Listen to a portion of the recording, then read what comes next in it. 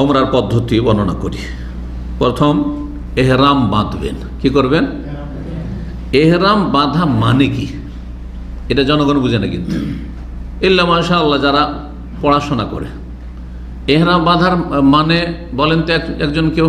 এহরাম বাঁধা কাকে বলে? কাপড় পরা, সাদা কাপড় পরা, এটি অধিকাংশ লোক বুঝেন না।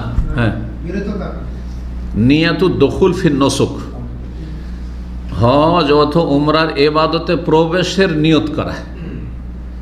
দেখেন, তাকবীরাতুল ইহরাম আর ইহরামুল উমরা, সালাতও কিন্তু তাকবীরে তাহরিম আমরা বলি, আর আরবা তাকবীরাতুল ইহরাম বলে। আল্লাহু আকবার এটাকে কি বলে? তাকবীরাতুল ইহরাম। সালাত শুরু হয় কি দিয়ে? আল্লাহু আকবার তাকবীরাতুল ইহরাম দিয়ে। আর উমরা শুরু হয়, হজ শুরু হয় কি দিয়ে?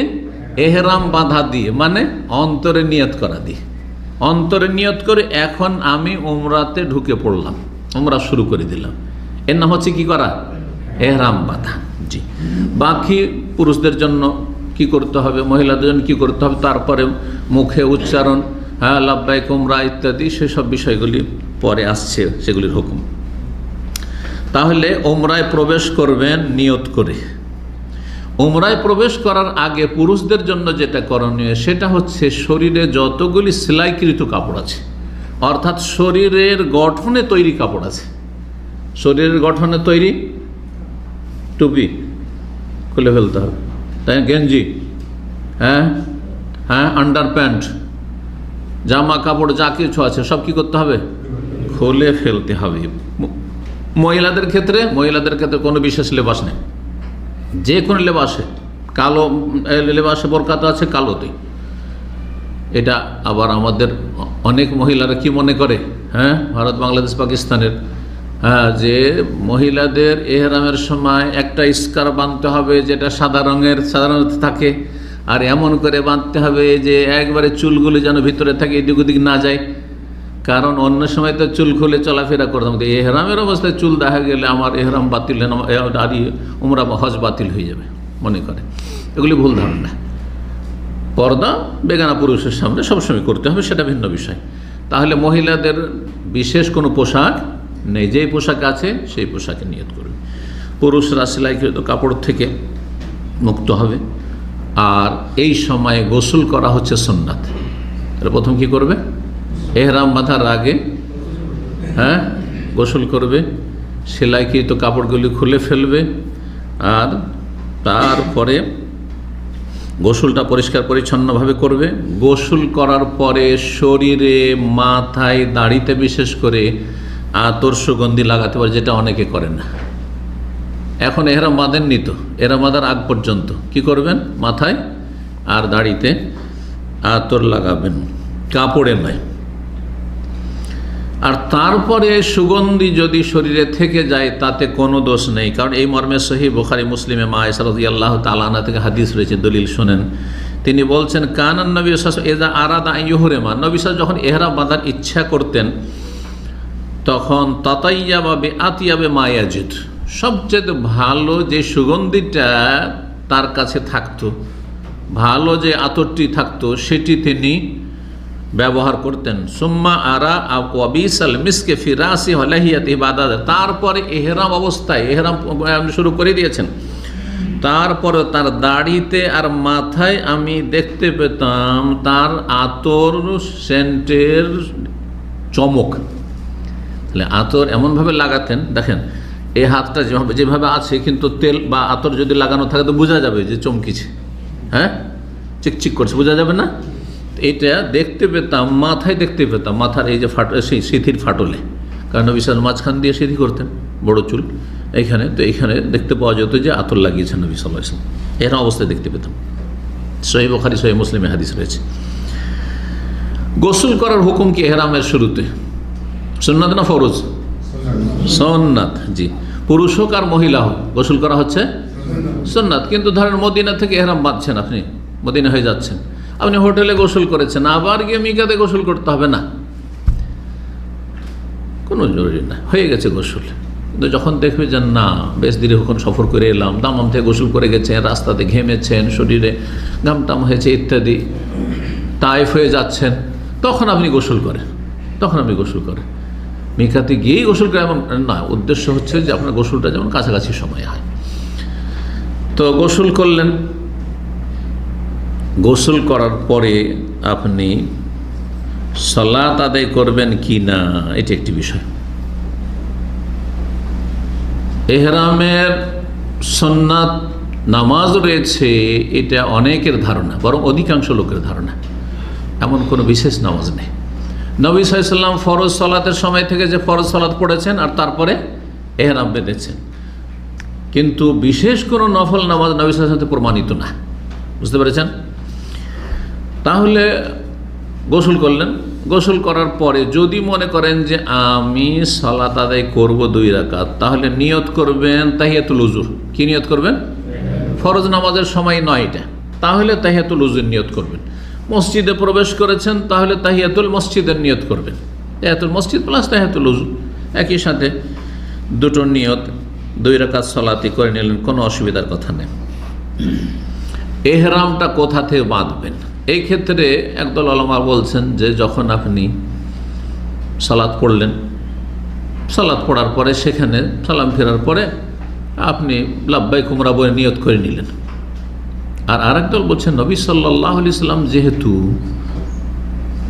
যখন বাহনে বসেছেন, বাহনে উটের পিঠে যখন বসেছেন তারপরে লাব্বাইক বলেছেন, সেই জন্য সেখানে করবেন। দুটোই জায়েজ রয়েছে। কেউ যদি যেই বিষয়টি প্রথম বললাম যে সালাতের পরে, এই মর্মে একটি হাদিস বর্ণিত হয়েছে, সুতরাং কেউ যদি সালাত শেষ করার পরে ওখানে লাব্বাইক উমরা বলে নেই তবুও ঠিক আছে। আর তার চাইতে উত্তম হচ্ছে যখন বাহনে আপনি বাসে যাচ্ছেন, বাসে বসলেন, অথবা নিজের কারে যাচ্ছেন, যখন বাহনে বসলেন, এখন বাহন চলতে শুরু হবে, তখন অন্তরে নিয়ত করেন। আর মুখে শুধু নির্দিষ্টকরণের জন্য এটা নিয়ত পড়া নয়। কিন্তু অনেকেই ভুল ব্যাখ্যা করে যে হজ উমরার ক্ষেত্রে নিয়ত পড়া যাবে, এটা স্যার ভুল বুঝেছে। নিয়ত পড়া কোথাও নেই। না হলে থাকতো নাওয়াইতো, যেমন নাওয়াইতো আন ওসাল্লিয়া বলছে বেদাতিরা, তেমন নাওয়াইতুল উমরাতা। তো নাওয়াইতুল উমরা কি আছে? নাওয়াইতুল উমরা বলে বেদাত হবে। নাওয়াইতুল হাজ্জা আছে? কোথাও নেই। কি আছে? লাব্বাইক উমরাতান, লাব্বাইক হাজ্জান, এরকম ভাবে আছে। তাহলে উমরার ক্ষেত্রে অন্তরে নিয়ত করে আপনি উমরার যে নিয়ত করছেন এটা নির্দিষ্ট করার জন্য বলবেন লাব্বাইক উমরা, আল্লাহুম্মা লাব্বাইক উমরা বা লাব্বাইক উমরাতান, লাব্বাইক আল্লাহুম্মা উমরা। তারপরে তালবিয়া পড়তে থাকেন, যেমন নবী সাল্লাল্লাহু আলাইহি ওয়াসাল্লাম তালবিয়া পড়েছেন। নবী সাল্লাল্লাহু আলাইহি ওয়াসাল্লাম তালবিয়া কি ছিল? লব্বাইক আল্লাহুম্মা লব্বাইক, লব্বাইক লা শারীকা লাক, লব্বাইক ইন্নাল হামদা ওয়ান নি'মাতা লাক ওয়াল মুলক লা শারীকা লাক। জি, লব্বাইক মানে উপস্থিত হয়েছি, আল্লাহ তোমার কাছে হাজির হয়েছি। আল্লাহুম্মা লব্বাইক, আল্লাহ হাজির হয়েছি। লব্বাইক, আল্লাহ হাজির হয়েছি। লা শারীকা লাক, লব্বাইক তোমার কোনো অংশীদার নেই। লব্বাইক, আল্লাহ হাজির হয়েছি। ইন্নাল হামদা ওয়ান নি'মাতা লাক, নিশ্চয় যাবতীয় প্রশংসা, যাবতীয় নিয়ামত অনুগ্রহ তোমার। ওয়াল মুলকা, আর রাজত্ব, সার্বভৌমত্ব তোমার। লা শারীকা লাক, তোমার কোনো শরীক নেই। নবী সাল্লাল্লাহু আলাইহি ওয়াসাল্লামের তালবিয়াতে কখনো কখনো বলতেন লব্বাইক ইলাহাল হক, এটা বলতেন। সুতরাং মাঝে মাঝে যদি বলেন লব্বাইক ইলাহাল হক, হে সত্য মাবুদ, আল্লাহ তুমি সত্য মাবুদ, তোমার সামনে হাজির হয়েছি, তোমার উদ্দেশ্যে হাজির হয়েছি। আব্দুল্লাহ বিন উমর রাদিয়াল্লাহু তাআলা আনহুমা, প্রখ্যাত সাহাবী, তিনি আর একটু বাড়াইতেন আর বলতেন লব্বাইক ওয়া সাদাইক ওয়াল খায়রু বিয়াদাইক ওয়া রাগবাউ ইলাইক ওয়াল আমাল। সুতরাং এটাও যদি কেউ বলে তো জায়েজ। আল্লাহ আমি হাজির হয়েছি, আমি উপস্থিত হয়েছি, সমস্ত কল্যাণ তোমার হাতে। ওয়া রাগবাউ ইলাইক ওয়াল আমাল, এবং তোমার জন্যই আমি উদ্গ্রীব, এবং সমস্ত আমল তোমার জন্য, ইত্যাদি। উচ্চ স্বরে তালবিয়া পাঠ করা হচ্ছে সুন্নাত পুরুষদের জন্য। কি করবেন? তালবিয়া মনে মনে নাই, উচ্চ স্বরে পাঠ, লাব্বাইক আল্লাহুম্মা লাব্বাইক, শুনিয়ে শুনিয়ে, আশেপাশের লোক যাতে শুনতে পায়, উচ্চ স্বরে পাঠ করবেন পুরুষরা। এটি হচ্ছে নবী সাল্লাল্লাহু আলাইহি ওয়াসাল্লামের সুন্নত। উচ্চ স্বরে পাঠ করতে গিয়ে হয় এক বেদাত করে ফেলে অধিকাংশ মানুষ, আর না হলে যদি বলে বেদাত করিয়েন না, তখন আর পড়তে চায় না। এই আজব রোগ। কিন্তু বুঝতে পারছেন কথা? মানে পারছেন না? কোনটা বেদাত করে? সম্মিলিত, এই যে সম্মিলিত মোনাজাত বেদাত, হ্যাঁ, সম্মিলিত দরুদ পাঠ করা বেদাত, সম্মিলিত জিকির বেদাত, ওইরকম সম্মিলিত তালবিয়া পাঠ বেদাত। গোটা বাঁশের লোক একজন ইমাম সাহেব হয়েছে, আর বাকিগুলো ইক্তাদাইত বিহাদ লাব্বাইক আল্লাহুম্মা লাব্বাইক লাব্বাইক লা শারীকা লাকা লাব্বাইক, আর সুর করে সব একসাথে পড়ছেন। এটি সুন্নতের খেলাফ, বেদাতি কাজ। কথা বুঝতে পারছেন না? আর এটা যখন আমরা বন্ধ করি তখন এক আর পড়তে চাই না, কারণ গোলেমালে তো কাজ হয়ে যাচ্ছিল, ভুলভাল পড়লে ধরতে পারছিল না, একা পড়বো তো ভুল হয়ে যাবে, কি হবে না হবে, আর পড়তে চায় না। শয়তান বলছে যে সুন্নতি তরিকায় পড়বি না, নাহলে তোর নেকি হয়ে যাবে, তখন তো আমার সাথ ছাড়া হয়ে যাবে, আমার সাথে থাকতে পারবি না। হয় পড়বি তো বেদাতি তরিকায় পড়, আর নাহলে পড়িস না। কথা বুঝতে পারছেন? এগুলো হচ্ছে শয়তানের প্ররোচনা। শয়তান এইভাবে মানুষকে বিভ্রান্ত করে, সুন্নত থেকে দূরে সরিয়ে দেয়। আল্লাহ বুঝার তৌফিক দান করুন। একে পড়বেন, নিজের আওয়াজে পড়বেন। এই মর্মে হাদিস রয়েছে, বলছেন নবী সাল্লাল্লাহু আলাইহি ওয়াসাল্লাম, আতানি জিবরিল আলাইহিস সালাম আমার কাছে আসলেন, ফাআমারানি আমাকে নির্দেশ দিলেন, আন আমরা আসহাবি যে আমার সাথী সঙ্গী সাহাবায়ে কেরামকে যেন নির্দেশ দিই, ওমান মাইয়া যারাই আমার সহচর রয়েছে, সফর সঙ্গী রয়েছে, আইয়ারফাউ আসওয়াতাহুম বিত্তালবিয়া যাতে করে উচ্চ স্বরে তারা তালবিয়া পাঠ করে। আবু দাউদে রয়েছে, আল্লামা আলবানী রাহিমাহুল্লাহ হাদিসটিকে সহিহ বলেছেন। মহিলারা তালবিয়া পাঠ করবে না? করবে, কিন্তু যদি দেখে যে আশেপাশে বেগানা পুরুষ রয়েছে তাহলে উচ্চস্বরে পড়বে না, শোনাবে না। কারণ যথাসাধ্য তাদের আওয়াজ সবসময় পর্দা নয়, কখনো পুরুষদের সামনে আওয়াজ করা, কথা বলা তো ঠিক আছে, কিন্তু সবসময় নয় যে হইচই হই করতে থাকবে। পুরুষদের সামনে বাড়িতে মেহমান এসছে আর ওইদিকে হই করছে ভিতরে থেকে, আর মজলিসে বসে পুরুষরা তাদের আওয়াজ শুনতে পাচ্ছে বাড়ি, যেমনটা আজকাল অধিকাংশ ক্ষেত্রে হয়ে থাকে। রাস্তাঘাটে হই করে গল্প করছে আর যাচ্ছে পুরুষদের মতো। না, এটা অবশ্যই বাঞ্ছনীয় নয়, কিন্তু প্রয়োজনে কোনো মশলা জিজ্ঞাসা করতে হবে, কোনো কথা বলতে হবে, কারোর সাথে কোনো উত্তর দিতে হবে ইত্যাদি। জিজ্ঞাসা করছে, কেউ বাইরে থেকে নক করছে, জবাব দিতে হবে যে বাড়িতে নেই, এখন পরে আসেন ইত্যাদি, অথবা টেলিফোন রিসিভ করে উত্তর দিতে হবে, জায়েজ আছে প্রয়োজন। জি, কেনাকাটা ইত্যাদি জায়েজ রয়েছে প্রয়োজনে। যদি আশেপাশে কোনো বেগানা পুরুষ থাকে তাহলে আওয়াজ উঁচু করবে না, আর অধিকাংশ সময় বেগানা পুরুষ থাকে, সুতরাং তারা আস্তে আস্তে বলবে, নিজেকে শুনিয়ে তালবিয়া পাঠ করবে। জি, আরেকটি বিষয়, এহরামের ক্ষেত্রে এহরাম বাঁধার সময় যদি আশঙ্কা হয় যে আমি যে কোনো সমস্যার সম্ভাবনা রয়েছে, হয়তো মক্কা পৌঁছতে পারি আবার নাও পারি, এইরকম যদি আশঙ্কা থাকে, ভয় থাকে, তাহলে একটি শর্ত লাগিয়ে নেবে। জি, এই শর্ত লাগালে বড় ফায়দা আছে। শর্ত লাগিয়ে আল্লাহর কাছে যে আল্লাহ, ইন হাবাসানি হাবেসন, আমার সামনে যদি কোনো বাধা চলে আসে তাহলে মাহেল্লি হাইসু হাবাস্তানি, আমি হালাল হয়ে যাব, বা আমার হালাল হওয়ার জায়গা সেটাই, যেখানে তুমি বাধাগ্রস্ত করে দেবে, বাধা দেবে, যেখানে থামিয়ে দেবে। ধর আইনগত কোনো সমস্যা আছে, আপনার কাগজপত্র ঠিক নেই, আপনার এই যে কিছুদিন আগে যে তাসরিল পারমিশন লাগছিল, পারমিশন এখন বের করার নেই, হয়নি, চাচ্ছেন দেখি আল্লাহ ভরসা, হয়তো পারমিশন এখনো হয়নি, কি জানি, যদি হয়তো হবে, আর না হলে ঘুরে চলে আসবে। এখন শর্ত না লাগালে তো ঝামেলে পড়ে যাবেন এহরাম বাঁধার পরে। না করতে পারলে দম দিতে হবে। এই শর্ত লাগার ফায়দা এটি, যে আল্লাহ যদি কোনো জায়গায় বাধা হয়ে যায়, বা শরীর অসুস্থ, চলতে পারছেন না, কি জানি উমরা করতে পারবো কি পারবো না ঠিক নেই, আল্লাহ যদি কোথাও বাধা দিয়ে দাও, আরবিতে বলতে পারলেন, না হলে আরবিতে বলা কোনো জরুরি নেই। অনেকে মনে করে যে এটিও দুয়ার মতো আরবিতে বলতো, না, উনি বাংলায় বলেন, নিজের ভাষায় বলেন, আল্লাহ যদি কোনো রকমের সমস্যা সামনে হয়ে যায় যেতে, তাহলে যেখানে আমার সমস্যা হবে, বাধা দেবে বা বাধাগ্রস্ত হব, সেখানে আমি কিন্তু হালাল হয়ে যাব। বেশ, শর্ত লাগিয়ে নেন। শর্ত লাগানোর ফায়দাটি হচ্ছে যে তারপরে যদি আপনি বাধাগ্রস্ত হয়ে যান, তাহলে যেখানে বাধা পেলেন সেখানে আপনি হালাল হয়ে যান, কোনো রকমের ফিদিয়া কাফারা কিছু লাগবে না। তবে সবাই শর্ত লাগাবেন না, কারণ নবী সাল্লাল্লাহু আলাইহি ওয়াসাল্লাম একজন অসুস্থ মহিলাকে শুধু শর্ত লাগাতে বলেছিলেন, যেহেতু তিনি অসুস্থ ছিলেন, যেতে চাইছিলেন না। কি করব আমি, যে অসুস্থ মানুষ।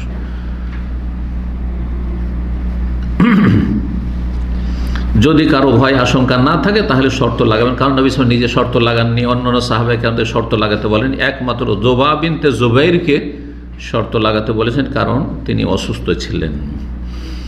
এহরাম অবস্থায় বেশি বেশি তালবিয়া পাঠ করা হচ্ছে সুন্নাত। যত বেশি তালবিয়া পাঠ করবেন তত বেশি আপনার সওয়াব হবে।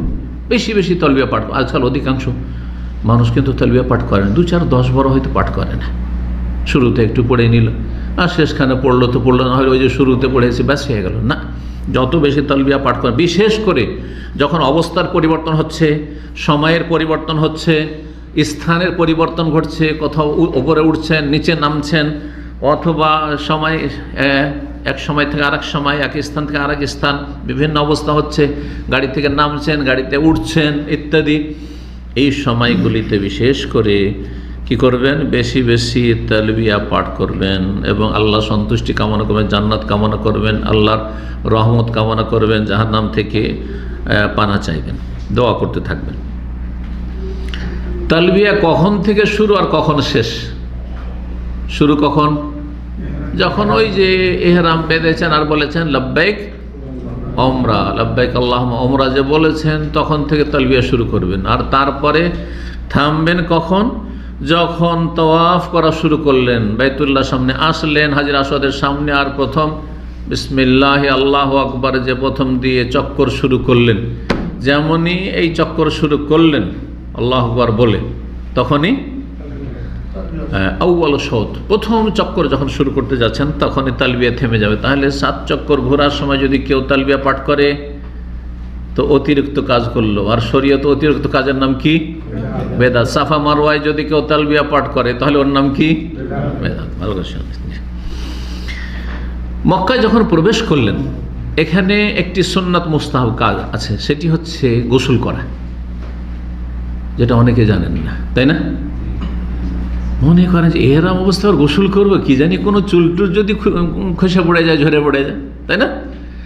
মক্কায় গিয়ে গোসল করা হচ্ছে মুস্তাহাব। বিশেষ করে যারা দূর থেকে সফর করে এসছেন, দেখছেন যে ঘেমে গেছি অথবা ধুলো ধূসরিত হয়ে গেছি, হ্যাঁ, তো গোসল করে নেন।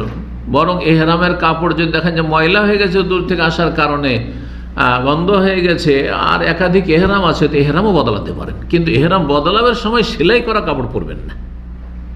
এহরাম খুলে সেলাইবিহীন কাপড় খুলে সেলাইবিহীন কাপড় পরে নেবেন, এইভাবে কাপড় বদলাতে পারেন।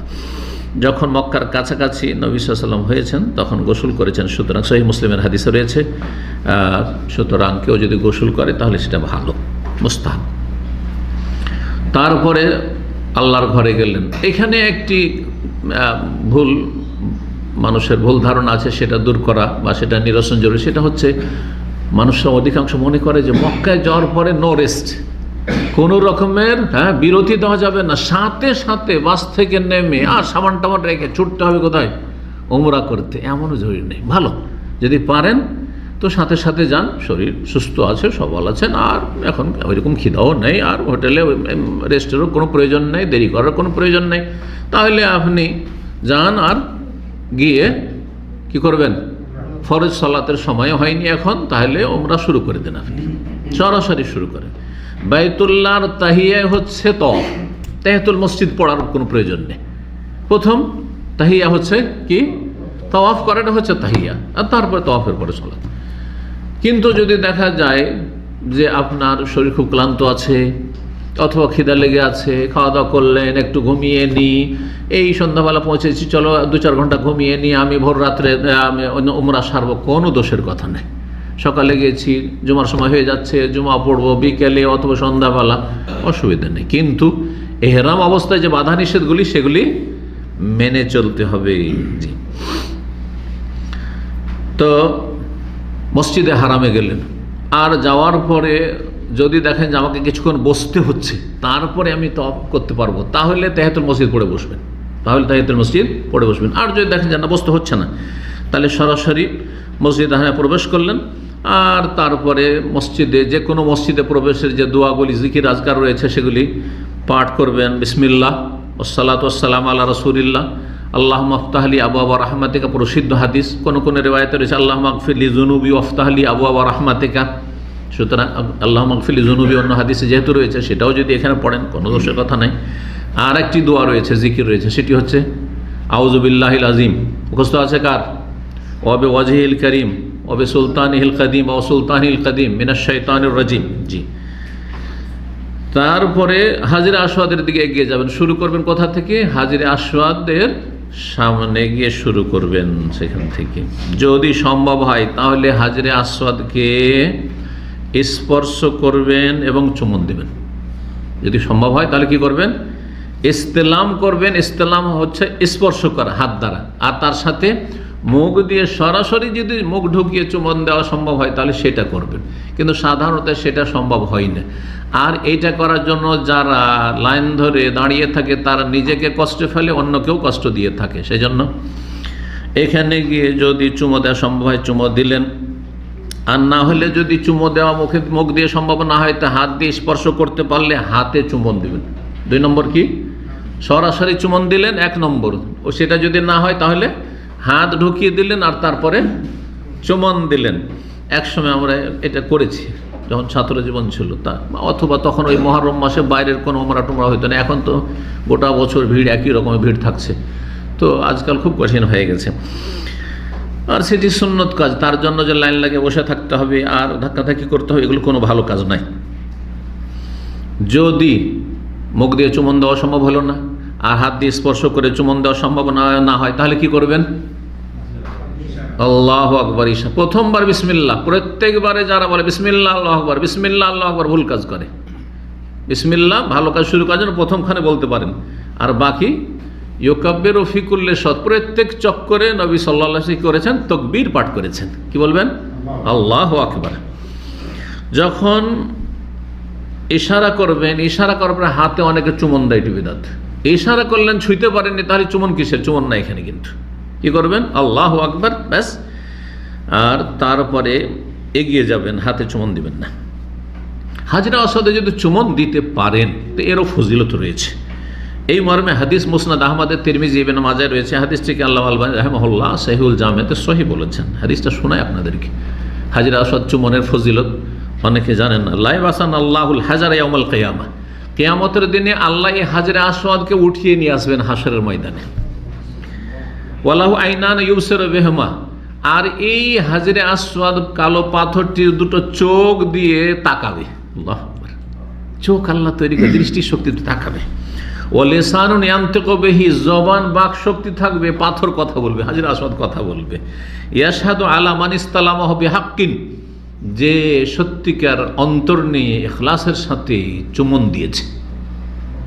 কিন্তু এই হাজরে আসওয়াদকে চুমন দিতে গিয়ে আবার শিরকও হইতে পারে, আর বেদাতও হইতে পারে। হতে পারে না? পারে না? কেউ যদি মনে করে যে হাজরে আসওয়াদে এমন আকর্ষণ আছে, ক্ষমতা আছে যে সে আমাকে দিতে পারে, তাহলে এর নাম কি? পাথর পূজা, বড় শিরক। হ্যাঁ, কেউ যদি মনে করে যে আল্লাহ গুনাহ মাফ করেন কিন্তু হাজরে আসওয়াদ আমার গুনাহগুলিকে সব চুষে নিবে, তাহলে এটা বেদাতি ধারণা। গুনাহ মাফ করেন আল্লাহ রাব্বুল আলামিন। হাজরে আসওয়াদ চুমন দেওয়ার ফজিলত আছে, তার মানে না যে পাথরে কোনো শক্তি আছে। তো এই হাদিস বর্ণনা করলাম ফজিলতের। হাজরে আসওয়াদ যে লাভ লোকসানের মালিক নয়, লাভ লোকসানের মালিক হাজরে আসওয়াদের রব আল্লাহ রাব্বুল আলামিন। এই কথা স্পষ্ট করে দিয়েছেন ওমর রাদিয়াল্লাহু তাআলা আনহু। তিনি একবার হাজরে আসওয়াদের সামনে গেলেন আর চুমন দিলেন, বললেন ইন্নী লা আ'লামু আন্নাকা হাজার, আমি ভালো করে জানি তুমি একটা পাথর। লা তানফা ওয়া লা তাদুর, তুমি আমার উপকারও করতে পারো না, অপকারও করতে পারো না, লাভ লোকসানের মালিক তুমি না। যাতে কেউ শিরকি বেদাতি আকীদা না রাখে, তোমার মধ্যে কোনো ক্ষমতা নেই। ওয়ালাউলা আন্নী রাআইতু রাসূলুল্লাহ কাব্বালাকা মা কাব্বালত, আমি যদি রাসূলুল্লাহ সাল্লাল্লাহু আলাইহি ওয়াসাল্লাম চুমন দিতে না দেখতাম তাহলে তোমাকে কখনো চুমন দিতাম না। তাহলে আমরা কেন চুমন দিছি? এই জন্য যে রাসূলুল্লাহ সাল্লাল্লাহু আলাইহি ওয়াসাল্লাম, এটি সুন্নাহ, এটি ওয়াজিবও না। আগে বলেছি 3, 2, 5 ফরজ ওয়াজিব, আর বাকি সব সুন্নাত। হাজরে আসওয়াদে চুমন দেওয়ার সুন্নাত। হাজরে আসওয়াদে চুমন দেওয়ার সময় ভিড় করবেন না, নিজেকে কষ্টে ফেলবেন না, অন্য কাউকে কষ্ট দেবেন না।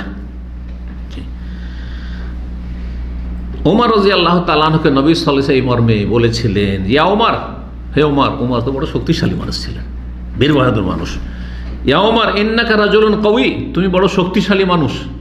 হ্যাঁ, তুমি খুব শক্তিশালী মানুষ। লা তুজাহিম আলাল হাজার, হাজরে আসওয়াদের কাছে গিয়ে তুমি কিন্তু ভিড়ভাড় করিও না, কারণ তুমি গেলে কষ্ট হবে। কারণ মোটা সোটা মানুষ, মসজিদে পাশে নামাজ পড়লেই তো আমাদের কষ্ট হয়ে যায় অনেক সময়, তাই না? তো মোটা সোটা মানুষ যদি পাশে তওয়াফ করতে গিয়ে, এই গত সপ্তাহের কথা বলছি, এক লোক আমার চাইতে উঁচা আর আমার চাইতে তো 4 গুণ মোটা হবে, পাশে এসে আমার তো মনে হয় ইচ্ছে করেই দিল এক ধাক্কা। আমি ওর দিকে তাকাইলাম আর বললাম যে আল্লাহ তোর জন্য যথেষ্ট। হ্যাঁ, আল্লাহ হেদায়েত করে। তোর নিয়ত যদি খারাপ থাকে তো আল্লাহ তোর জন্য যথেষ্ট, আর যদি অজান্তে হয় অনিচ্ছাকৃত তাহলে তো গাফার আল্লাহ, আল্লাহ মাফ করো, ঠিক না? কিছু লোক আছে। আর আরেকবার ধাক্কা খেয়েছিল আফ্রিকান এক কালো মহিলার কাছে, হজ মৌসুমে, ইচ্ছে করে মহিলা, এমনি তো মহিলা দেখলে আমি দূরে দূরে থাকি, আর তারপরে এমন করে ধাক্কা দিয়েছে। আর বাবরে বাপ, সেই সময় তো আমি যুবক ছাত্র, মনে হয় শেষ বছরে ছিলাম, আজকে থেকে 34 বছর আগে কথা বলছি। আর কি ধাক্কা আমাকে দিল কাত করে। তো এইরকম কিছু খারাপ চরিত্রের মানুষ আছে, এরা ইবাদত করতে আসে না, একেবারে জাহেল, হ্যাঁ, এক অজ্ঞ মূর্খ এরা আসে। কারো কাছে পয়সা আসে চলে আসে, আর কেউ আবেগে চলে আসে। ঈমানের তাড়নায়, তাকওয়ার তাড়নায় খুব কমই লোক আল্লাহর ঘর জিয়ারত করতে আসে, যেটা আমার বাস্তব অভিজ্ঞতায় বলছি। আল্লাহ হেদায়েত দান করুক। হাজরে আসওয়াদের কাছে যখন যাবেন, তখন যখন হাজরে আসওয়াদের কাছে যাবেন কি করবেন? হাজরে আসওয়াদ থেকে হাজরে আসওয়াদের কাছে আসলেন, এক চক্কর হইল। যখন দ্বিতীয় চক্কর শুরু হতে যাচ্ছে কি বলবেন? আল্লাহু আকবার, হাত উঠাবেন আর কি করবেন? আল্লাহু আকবার। সেই সময় হাজরে আসওয়াদ দিকে মুখ করবেন, কিন্তু দাঁড়িয়ে থাকবেন না। কষ্ট দেয় অধিকাংশ লোক, দাঁড়িয়ে থেকে যান, আল্লাহু আকবার, আল্লাহু আকবার, আল্লাহু আকবার করতে থাকে না। এসব জাহেল মূর্খ, আর এদের সংখ্যা বেশি। আল্লাহ চলতে চলতে কিন্তু ওইদিকে তাকাবেন, এই নয় যে আপনি এইদিকে চলতে আছেন আল্লাহ আকবার, আল্লাহ আকবার। কাউকে সালাম দিলে কি আপনি এরকম সালাম দেবেন নাকি? সালাম আলাইকুম এরকম করে দেবেন? ঠিক ওইরকম হাজরে আসওয়াদ দিকে মুখটা ঘুরিয়ে আপনি আল্লাহ আকবার বলবেন। তো উমর রাদিয়াল্লাহু তাআলা কি বলেছিলেন যে তুমি কষ্ট দিও না, ফাতুজি জাইফ, তুমি হাজরে আসওয়াদের কাছে ভিড় করিও না, কষ্ট দিও। ইন ওয়াজাদতা খালওয়াতান ফাস্তালিমহু, তুমি যদি খালি জায়গা পাও তাহলে তুমি চুমন দিতে যেও, স্পর্শ করতে। ওয়াইল্লা ফাস্তাকবিলহু, না হইলে হাজরে আসওয়াদ থেকে সামনাসামনি করো। ওয়াকাব্বির, আর তাকবীর বলো, হাজরে আসওয়াদে মুখ করে আল্লাহু আকবার বলে চলে যাও। মুসনাদ আহমদে রয়েছে হাদিসটি ইমাম আলবানী বলেছেন শক্তিশালী। ইমাম আলবানীর একটি হজ উমরার উপরে কিতাব রয়েছে, পুস্তিকা, তার 21 পৃষ্ঠায় এই হাদিসটি উল্লেখ করেছেন। জি, তারপরে চক্কর শুরু করলেন। জি, চক্কর দিয়ে যখন আপনি রুকনে ইয়ামানির কাছে আসলেন, রুকনে ইয়ামানি কোনটি? রুকন মানে কি? এখানে রুকন মানে কে বলতে পারে? এখানে রুকন মানে কাবা ঘরের কোণা। কাবা ঘরের দুটো কোণা অরিজিনাল আসল ভিত্তির উপর স্থাপিত আছে, আর দুটো কোণার আসল ভিত্তির উপর স্থাপিত নয় কিন্তু কাবা। এটা বুঝেন না? ইব্রাহিম আলাইহিস সালামের বুনিয়াদ যেটি কাবার, সেটি হচ্ছে আসল। হ্যাঁ, তো ইব্রাহিম আলাইহিস সালামের বানানো কাবা একটু বড় ছিল, কিন্তু যখন মক্কার কুরাইশরা, নবী সাহেব যখন 35 বছর বয়স, যখন কাবা ঘর বানাইতে গেল, তখন তাদের হালাল পয়সা কমে গেল। হালাল পয়সা যখন কমে গেল, তখন কি করলো তারা? বলছে এত বড় করে বানাইতে পারবো না, একটু শর্টকাট করে দিই। হ্যাঁ, তো ওই যে হাতিম বা হিজর, ওইটার দুটো নাম। ওই যে জায়গাটা ঘেরা আছে, হ্যাঁ, দেওয়াল দিয়ে ঘেরা আছে না, ওই জায়গাটুকুর নাম হচ্ছে কি? হাতিম বা হিজর। এই জায়গাটুকু তারা ছেড়ে দিল, কয়েক হাত জায়গা ছেড়ে দিল। এক সময় খুব সহজে এর ভিতরে গিয়ে আমরা সালাত আদায় করেছি, আর ওর ভিতরে সালাত আদায় করা মানে কাবার ভিতরে আদায় করা বহুবার করেছিলাম। যখনই গেছি প্রায় ওখানে গিয়ে হাজরে আসওয়াদ চুমন অনেক সময় দিতে পারতাম না, কিন্তু ওখানে গিয়ে নামাজ পড়া খুব সহজ ছিল। এখন তো বন্ধই করে দিয়েছে, ওটাতে ঢুকাও বন্ধ হয়ে গেছে। তো আল্লাহ সহজ করেন। তো যখন আপনি রুকনে ইয়ামানিতে আসবেন, রুকনে ইয়ামানি আর হাজরে আসওয়াদ এই দুটো দক্ষিণ দিকে আছে, দক্ষিণ পশ্চিম আর দক্ষিণ পূর্ব, এই দুটো কর্নার ইব্রাহিম বুনিয়াদের উপর আছে। আর রুকনে শামি আর রুকনে এরাকি, এরাকের দিকের কোণা আর শাম দেশের দিকের কোণা, এই দুটো কোণা আসল ভিত্তিতে ইব্রাহিম আলাইহিস সালামের নেই। সুতরাং যখন আসল ভিত্তিতে নেই, এতে কিছু করার নেই। এতে গিয়ে ইশারাও করবেন না, আর স্পর্শ করবেন না, চুমাও দিবেন না। ঠিক আছে? হাতিমের দিকে যে দুটো কোণা, উত্তর পশ্চিম আর উত্তর পূর্ব দিকে। কিন্তু আপনি রুকনে ইয়ামানি যখন যাবেন, রুকনে ইয়ামানিটা কোনটি? দক্ষিণ পশ্চিম দিকের যেটি কোণা, এটির নাম হচ্ছে রুকনে ইয়ামানি। এই রুকনে ইয়ামানিতে যখন যাবেন, তখন যদি সম্ভব হয় তো কী করবেন? স্পর্শ করবেন, চুমা দিবেন না, যদি সম্ভব হয় স্পর্শ। আর যদি স্পর্শ করা সম্ভব না হয় তাহলে সেখানে কোনো রকমের ইশারাও করবেন না, আর কোনো রকমের তাকবীরও পাঠ করবেন না, কিছুই করবেন না। রুকনে ইয়ামানি থেকে হাজরে আসওয়াদের কর্নার অর্থাৎ দক্ষিণ দিকের যে জায়গাটুকু রয়েছে দুই কোণার মাঝখানে, এই জায়গাটুকুতে বিশেষ একটি দোয়া পাঠ করবেন। সেটি হচ্ছে রব্বানা আতিনা ফিদ দুনিয়া হাসানা ওয়া ফিল আখিরাতি হাসানা ওয়া কিনা আযাবান নার। হে আমাদের প্রতিপালক, আমাদেরকে দুনিয়াতেও কল্যাণ দান করো, আখিরাতেও কল্যাণ মঙ্গল দান করো, আর জাহান্নামের আযাব থেকে রক্ষা করো। ইমাম আবু দাউদ হাদিসটি বর্ণনা করেছেন, আল্লামা আলবানী হাদিসটিকে হাসান বলেছেন। তারপরে যখন যখন হাজরে আসওয়াদের সামনে আসবেন, যেমনটা বললাম, যদি চুমন দেওয়া সম্ভব হয় চুমন দিবেন, আর তা সম্ভব নয় সুতরাং সেখানে গিয়ে কী করবেন, আল্লাহু আকবার, সেদিকে মুখ করে আল্লাহু আকবার বলবেন। নবী সাল্লাল্লাহু আলাইহি ওয়াসাল্লাম বলেছেন, এ ফাইন্নামা জুইলা তাওয়াফু বিল বাইতি লে ইকামাতি যিকরিল্লাহ, আল্লাহর জিকির প্রতিষ্ঠার জন্য বাইতুল্লাহর তাওয়াফ। জি, এই তাওয়াফের সময় পুরুষরা দুটো সুন্নত কাজ আর করবে। একটির নাম হচ্ছে ইজতেবা, আর আরেকটির নাম হচ্ছে রামাল। বুঝলেন না? বুঝলেন না? ইজতেবা কাকে বলা হয়? ইজতেবা 7 চক্কর পুরোটাতে করবেন, শুরু থেকে শেষ পর্যন্ত। ইজতেবা হচ্ছে যে আপনি ডান কাঁধটা খোলা রাখবেন, এটা খোলা রাখবেন, আর এই যে এহরামটা আছে, এহরামটা এইভাবে নিয়ে কী করবেন, বাম কাঁধের ওপর দিবেন। এবার বোঝা গেছে? ধরেন এটি এহরাম, এইভাবে, বুঝতে পারছেন না? পারছেন না? এটার নাম কি? ইজতেবা। জি, তাহলে যে এই কাঁধ খোলা রাখছেন তার মানে ডান বগলের নিচে দিয়ে বাম কাঁধের ওপর দিয়ে নেওয়া, এটা হচ্ছে ইজতেবা। কত চক্করে থাকবে এটা? 7 চক্কর পুরোটাতেই থাকবে।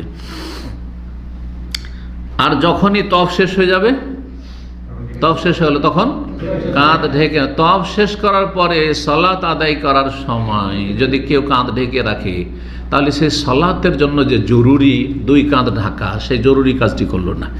এটা অনেক আইম্মা কেরামদের নিকটে ওয়াজিব ফরজ, এতে অনেকের কাছে নামাজ হবে না, আর অনেকের কাছে নামাজ হবে কিন্তু তার নামাজে ঘাটতি হবে। তাহলে বড় একটি ভুল এটি, যে সালাত অবস্থায় কাঁধ খোলা রাখা।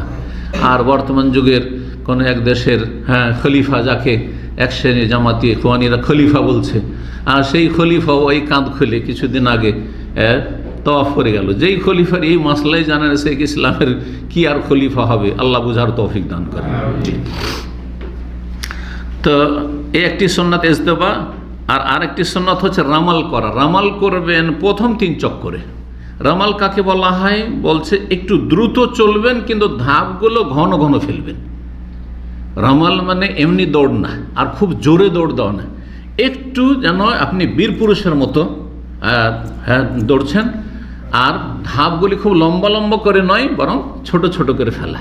ধাপ ছোট ছোট করে ফেলছেন আর একটু জোরে হাঁটার চেষ্টা করছেন। কিন্তু আজকাল কি তা সম্ভব? যদি আজকাল এই ভিড়ের মধ্যে কেউ করে তাহলে এই সুন্নাত পালন করতে গিয়ে কি করবে? গুনহার কাজ, নাজায়েজ কাজ করে ফেলে। সেটা হচ্ছে আশেপাশের লোককে ধাক্কা দেওয়া। কারণ যখনই লাফ দিয়ে দৌড় দেবেন তখন কারো গায়ে ধাক্কা লাগবে, আর কারো গায়ে যখন ধাক্কা লাগবে তো আপনি তাই কষ্ট দেবেন, যেটা হারাম নাজায়েজ কাজ। সুতরাং এই ক্ষেত্রে সতর্কতা অবলম্বন করবেন। শেষ যে 4 চক্কর রয়েছে তাতে রামাল করা, সুন্নাতের রামাল করবেন না। যখন 7 চক্কর হয়ে গেল তারপরে কি করবেন? মাকামে ইব্রাহিমের দিকে এগিয়ে যাবে। মাকামে ইব্রাহিম জানেন তো, যেখানে একটা গ্লাসের মধ্যে ঘেরা আছে, এই মাকামে ইব্রাহিম, এখানে যাবেন। কিন্তু এখানে যাওয়া আজকাল তো সম্ভব না, সব তো তওয়াফ চলছে। তাহলে মাকামে ইব্রাহিমের পিছনে আপনি এখন সালাত আদায় করবেন। সালাত আদায় করতে যখন যাবেন, নবী সাল্লাল্লাহু আলাইহি ওয়াসাল্লাম বলেছেন ওয়াত্তাখিযু মিন মাকামে ইব্রাহিম মুসাল্লা। এটি কোরআনের 2 রকমের কেরাত রয়েছে, ওয়াত্তাখিযু মিন মাকামে ইব্রাহিম মুসাল্লা, তোমরা গ্রহণ করো মাকামে ইব্রাহিম সালাতের জায়গা, আর ওয়াত্তাখাযু মিন মাকামে ইব্রাহিম মুসাল্লা পড়া হয়েছে। দুটোই মশহুর কেরাত। মাকাম ইব্রাহিমের পেছন দিকে দূরে হলেও পেছন দিকে চেষ্টা করবেন, মহিলাদের মাঝে একাকার হয়ে নয়। আর যেখানে খুশু নষ্ট হচ্ছে, আপনার মাথার উপর সেজদা করতে যাচ্ছেন আর মানুষ পা দিয়ে হাঁটছে, আর ওই জায়গায় সালাত আদায় করছেন শুধু মাকাম ইব্রাহিমের পিছনে সালাত পড়ার জন্য, এগুলো সালাত পড়া কোনো ভালো মানুষের জন্য নয়, জ্ঞানী মানুষের জন্য নয়। যে আসল সালাতের উদ্দেশ্য যে খুশুর সাথে সালাত পড়া, তাই না? এই না যে মাকাম ইব্রাহিমকে কেন্দ্র করে সালাত পড়া। সুতরাং যদি দেখা যায় যে এইরকম জায়গাতে যদি নামাজ পড়ে আমার কোনো খুশু হবে না, ভালো করে সেজদা দিতে পারবো না, আমার সামনে দিয়ে মহিলা যাচ্ছে যাতে নামাজ নষ্ট হয়ে যায় অনেক আইম্মায়ে কেরামের কাছে, তাহলে দূরে চলে যাবেন। দূরে গিয়ে যেখানে দেখবেন যে আমি কোনো একটা আড় পেয়েছি অথবা ধীর স্থিরতার সাথে খুশুর সাথে সালাত আদায়, সেখানে সালাত আদায় করবেন। 2 রাকাত সালাত আদায় করে প্রথম রাকাতে সূরা ফাতিহার পরে সূরা কাফিরুন, দ্বিতীয় রাকাতে সূরা ফাতিহার পরে সূরা ইখলাস। কেন? এই জন্য যে আল্লাহ এই ঘর নির্মাণ করেছেন যাতে আল্লাহর জমিন পুরোটাই শিরক মুক্ত, কুফরি মুক্ত থাকে। আল্লাহর জমিনে আল্লাহর তৌহিদ প্রতিষ্ঠা হয়। আর যদি তা নাই হয়, পুরো জমিন থেকে আল্লাহর জমিন থেকে শিরক মুক্ত হবে না আল্লাহর পুরো জমিন, তো কমপক্ষে আল্লাহর ঘর এই মক্কাতুল মুকাররমা যে হারাম রয়েছে এইটা শিরক মুক্ত, কুফরি মুক্ত থাকে। সেই জন্য এখানে কোনো মুশরিক কাফের ঢুকতে পারবে না। ঠিক আছে না? আপনি এখানে যখন 2 রাকাত সালাত আদায় করছেন, ঘোষণা করছেন প্রথম সূরা কাফিরুনে আমার সাথে শিরক কুফরির কোনো সম্পর্ক নেই, লা আবুদু মা তা'বুদুন বারাআ মিনাশ শিরক, লা ইলাহা ইল্লাল্লাহ করছেন যেন, লা ইলাহা করে দিলেন। আর আল্লাহু আহাদ বলে ইল্লাল্লাহ, এই যে নেগেটিভ আর পজিটিভ দুটো সূরাতে কি রয়েছে? নেগেটিভ আর পজিটিভ রয়েছে। লা ইলাহা ইল্লাল্লাহ, আমার শিরকের সাথে কোনো সম্পর্ক নেই, আর আমি হচ্ছি তৌহিদ প্রতিষ্ঠাকারী বান্দা। এ কথা প্রমাণ করে দেওয়ার জন্য এই দুটো সূরা পড়বেন এই রহস্যে। যখন 2 রাকাত সালাত পড়া হয়ে গেল, তারপরে সম্ভব হলে সুন্নত হচ্ছে হাজরে আসওয়াদে গিয়ে চুমুন দেওয়া, কিন্তু সেটাও আজকাল সম্ভব হয় না। সুতরাং ওসব চিন্তা না করে এখন আপনি এগিয়ে যাওয়ার চেষ্টা করেন। কোন দিকে? 3 নম্বর কাজের দিকে। এহরাম হয়েছে, তাওয়াফ হয়েছে, এখন সাফা মারওয়া সাইর উদ্দেশ্যে চলে যান। যখন সাফার কাছাকাছি যাবেন তখন এই আয়াতের প্রথম অংশটুকু পাঠ করবেন, ইন্নাস সাফা ওয়াল মারওয়াতা মিন শাআইরিল্লাহ, নিশ্চয়ই সাফা এবং মারওয়া আল্লাহর নিদর্শনাবলীর অন্যতম বা অন্তর্ভুক্ত। এক্ষেত্রে কিছু কিছু ওলামারা বা কিছু কিছু কিতাবে পুরো আয়াত পড়া শিখিয়েছে, আর অনেকে পড়ে থাকে ইন্না সাফা ওয়াল মারওয়াতা মিন শাআইরিল্লাহ ফামান হাজ্জাল বাইতা আও ইতামারা ফালা জুনাহা আলাইহি আন ইয়াতাওয়াফা বিহিমা ওয়া মান তাতাওয়া খায়রান ফা ইন্নাল্লাহা শাকিরুন আলিম। না, কোনো প্রমাণ নাই, এতটুকু শুধু পড়বে ইন্না সাফা ওয়াল মারওয়াতা মিন শাআইরিল্লাহ। তারপরে কেউ কেউ বলেছেন যে নবী সাল্লাল্লাহু আলাইহি ওয়াসাল্লাম যেহেতু বলেছেন নাবদাউ বিমা বাদা আল্লাহ বিহি, যেখান থেকে আল্লাহ শুরু করেছেন ওখান থেকে আমরা শুরু করব, তো আপনিও বলবেন। কিন্তু সে বিষয়টি স্পষ্ট নয়, আল্লাহ তাআলা আলাম। এটি বোঝার বিষয়, বোঝার দৃষ্টিভঙ্গি। হয়তো এটা জানাবার জন্য বলেছেন যে দেখো যেখান থেকে আল্লাহ শুরু করে সেখান থেকে আমরা শুরু করব। আল্লাহ করতে শুরু করেছেন সাফা এবং মারওয়া, কোনটা আগে উল্লেখ করেছেন? ইন্না সাফা ওয়াল মারওয়াতা। যখন আল্লাহ আগে সাফা বলেছেন, তাহলে আমরা যখন সাই শুরু করব কোত্থেকে? সাফা থেকে শুরু করব। কোন কোন রিওয়ায়াতে ইবদাউ বিমা বাদা আল্লাহ, তোমরা শুরু করো যেখান থেকে আল্লাহ শুরু করেছেন। কোন জায়গায় আবদাউ রয়েছে, কোনো জায়গায় ইবদাউ রয়েছে, বা কোনো কোনো এতে কেউ কেউ উচ্চারণ এভাবে করেছেন। সাফার উপরে চড়ে যাবেন, হ্যাঁ সাফার উপরে চড়ে যাবেন। আর উঁচাতে ওঠা মানে সাফার উপরে কিন্তু আজকাল এমনভাবেই হয়ে গেছে, পাকা করে দেওয়া হয়েছে, বোঝা যায় না যে পাহাড়ের উপরে চড়ে নিলেন আপনি, কিন্তু হ্যাঁ মানে ওই কালো পাথরটা দেখতে চাচ্ছেন যে ওইটা মনে হয় পাহাড়, কিন্তু অনেক আগে আপনি পাহাড় উপরে চড়ে নিয়েছেন। যেমন উঁচাতে চড়েছেন, মোটামুটি পাহাড় উপরে চড়া হয়ে গেছে, সেটা আংশিক হোক অথবা পুরোপুরি হোক। কাবা যদি নজরে আসে তাহলে ভালো, কাবামুখী কিবলামুখী হবেন, 2 হাত উঠিয়ে আল্লাহর প্রশংসা করবেন, দোয়া করবেন, এবং নবী সাল্লাল্লাহু আলাইহি সাল্লামের এই ক্ষেত্রে যে দোয়া জিকির রয়েছে তা পাঠ করবেন। কালেমা তাওহীদের দোয়া জিকির রয়েছে, কি? লা ইলাহা ইল্লাল্লাহু ওয়াহদাহু লা শারীকা লাহু লাহুল মুলকু ওয়া লাহুল হামদু ওয়া হুয়া আলা কুল্লি শাইইন কাদির। লা ইলাহা ইল্লাল্লাহু ওয়াহদাহু আনজাযা ওয়াদাহু ওয়া নাসারা আবদাহু ওয়া হাযামাল আহজাবা ওয়াহদাহু। সহিহ মুসলিমের হাদিস, 1218 নম্বর হাদিস। লা ইলাহা ইল্লাল্লাহু ওয়াহদাহু লা শারীকা লাহুল মুলকু ওয়া লাহুল হামদু ওয়া হুয়া আলা কুল্লি শাইইন কাদির অর্থ তো জানে আছে প্রায় লোকে। লা ইলাহা ইল্লাল্লাহু ওয়াহদাহু, আল্লাহ ছাড়া কোনো সত্য মাবুদ নেই, যিনি একক। আনজাযা ওয়াদ, যিনি তার ওয়াদাকে পূর্ণ করেছেন, আল্লাহ ওয়াদা খেলাফি করেন নাই। ওয়া নাসারা আবদাহু, তার বান্দা মুহাম্মদ সাল্লাল্লাহু আলাইহি ওয়াসাল্লামকে সাহায্য করেছেন।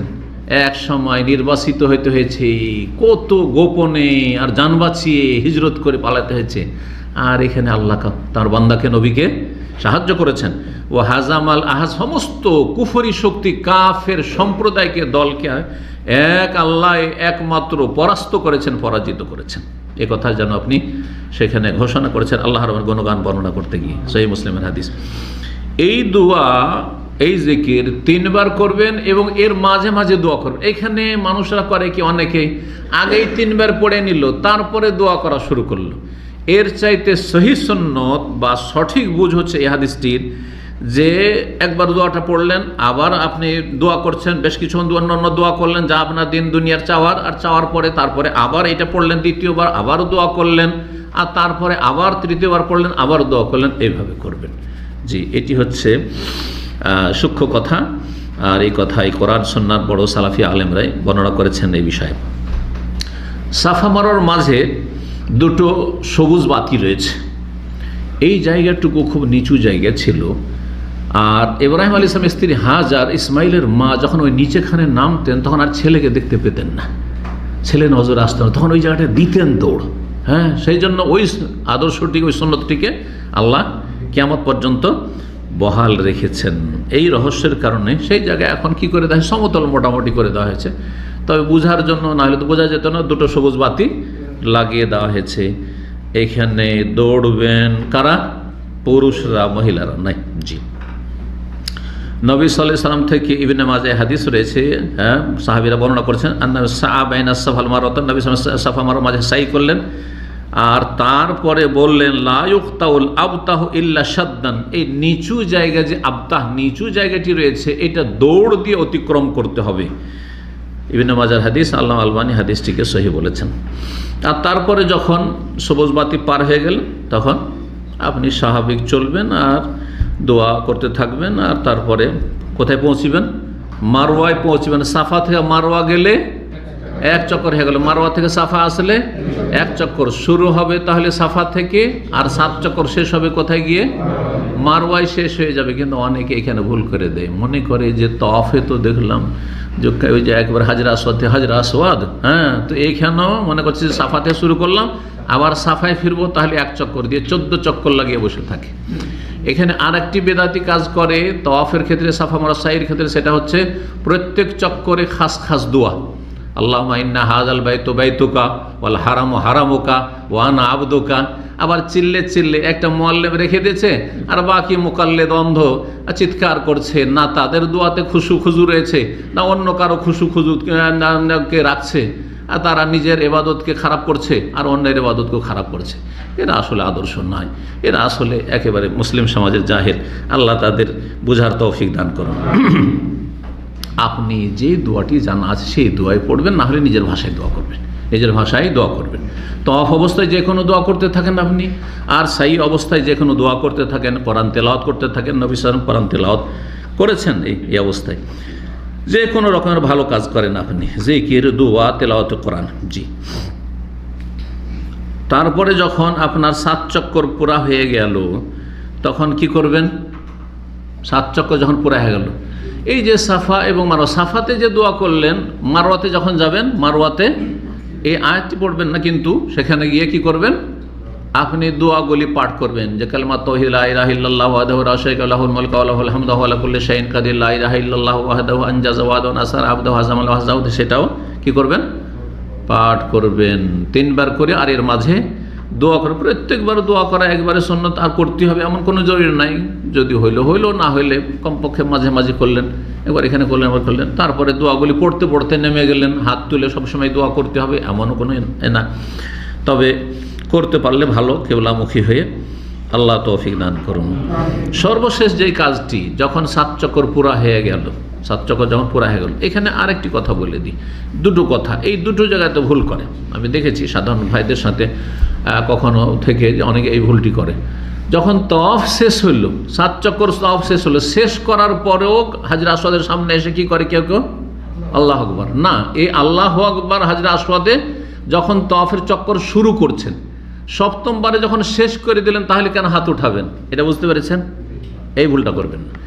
আর একটা ভুল, সাফা মারওয়া সাই শেষ করে যখন মারওয়ার উপর শেষ হলো, তখন আবার শেষ করেও দোয়া করে না, শেষ করে দোয়া না, প্রথমখানে দোয়া করলেন, তো 7 বারে 7 চক্কর দোয়া, 8 বার দোয়া করবেন। যদি আপনি ওইভাবে দোয়া করতে থাকেন তাহলে 8 বার হয়ে যাবেন না এইভাবে। হ্যাঁ, শুরু করেছেন আবার শেষখানেও। তো যখন শেষ হয়ে গেল তখন আপনি মারওয়া থেকে বেরিয়ে চলে আসেন। এখন মাথা মুন্ডন করুন অথবা চুল ছোট করুন। যদি পুরুষ হয় তাহলে পুরো মাথা থেকে, আর যদি মহিলা, এই ক্ষেত্রে মাথা মুন্ডন করলে বেশি ফজিলত, বললাম না? এই মর্মে হাদিস সহিহ মুসলিমে রয়েছে 1303 নম্বর হাদিস। নবী সাল্লাল্লাহু আলাইহি সাল্লাম 3 বার করে দোয়া দিয়েছেন কাকে? মাথা যারা মুন্ডন করে হজ উমরা শেষ করে, আল্লাহুম্মা আরহামিল মুহাল্লিকিন, হে আল্লাহ মাথা মুন্ডনকারীদের ওপর তুমি রহম করো। আল্লাহুম্মা আরহামিল মুহাল্লিকিন, আল্লাহুম্মা আরহামিল মুহাল্লিকিন। সাহাবীরা বারবার বলছেন ওয়াল মুকাসসিরিন ইয়া রাসূলুল্লাহ, যারা চুল ছোট করে তাদেরকেও একটা দোয়া দেন, তাদের জন্য দোয়া করেন। তৃতীয়বার বলার পরে বলছেন ওয়াল মুকাসসিরিন, আল্লাহুম্মা আরহামিল মুকাসসিরিন, যারা মাথার চুল ছোট করে আল্লাহ তাদের উপরও তুমি দয়া করো। তাহলে বোঝা যাচ্ছে যে মাথা মুন্ডন করা হচ্ছে বেশি উত্তম। মহিলারা কি করবে? মহিলাদের জন্য মাথা মুন্ডন নিষেধ, যে কোনো অবস্থায় নিষেধ। তাহলে মাথার চুল কাটবে, কতটা কাটবে?